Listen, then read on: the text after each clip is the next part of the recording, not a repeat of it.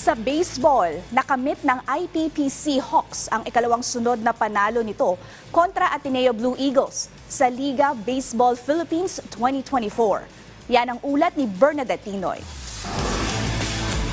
Hindi na maawat ang paghampas at pagtakbo ng mga kalahok sa pagpapatuloy ng Liga Baseball Philippines. Sa ikalawang linggo ng aksyon, nagharap ang kupunan ng IPPC Hawks at Ateneo Blue Eagles sa Rizal Memorial Baseball Stadium. Unang nakapuntos ang IPPC 1-0, ngunit lumamang na sa mga sunod na innings sa Blue Eagles. Dito nagpamalas ng galing sina Joanard, Pareha at Alipio para may tabla ang laro sa score na 4-4 ball game.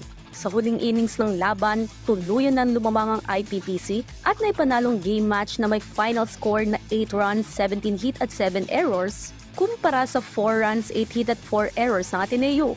Itong game na to, yung naging challenge sa amin, yung naka 2-0 agad sa amin yung kalaban namin. Medyo, siyempre, tapos dalawang inning na sumunod, nag 0-0, kaya medyo nagalangan kami. Kailangan namin magpakita sa mga na kaya din namin manalo. Ito na rin ang ikalawang panalo ng IPPC sa liga matapos patumbahin ng UAAP champion na NU Bulldogs noong Sabado. Dalawang sunod na kayo panalo, so iba na ang moral ng mga players ko. So sana tuloy-tuloy na hanggang sa last game namin. So dalawang team pa namin makakalaban na medyo malakas, ang KB at saka Thunders. Ano rin sila, may mga national team din eh. Para naman kay Ateneo coach Luke Bernardo, hindi man sila pinalad sa laro, mas lalo pa nilang paghuhusay ng ensayo, lalo't halos 2 linggo pa ang bibilangin bago ang laban nila kontra Dumaguete Unibikers. Latter part of the inning, medyo nagkakaroon ng konting trouble, no? Especially when we rotate players.